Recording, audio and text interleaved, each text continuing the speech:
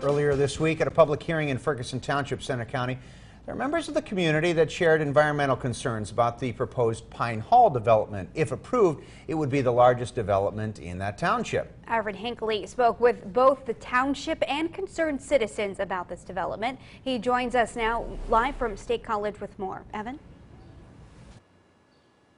Yes, good evening, John and Amanda. The main concern during the 2 hours of public comment from many in the community was taking down 55 acres of the 65-acre Pine Hall forest. Now, the township says that the developers, as long as they follow the rules, can take down the forest. However, some members of the community I spoke with today feel differently.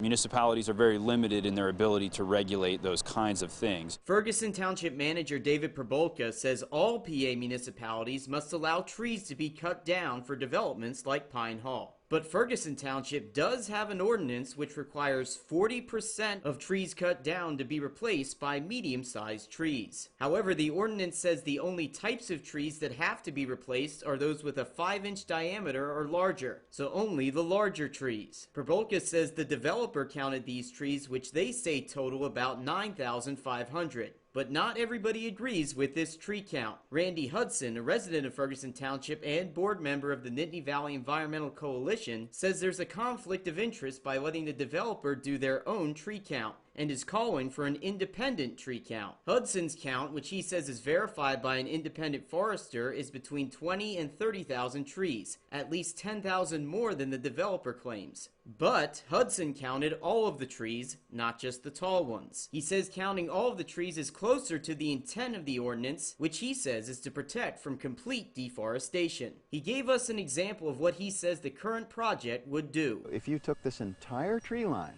okay, you would cut down every single tree, okay? You would not replace all the small ones, you would not replace all the medium ones, and the only ones you would replace would be 4/10 of the really big trees.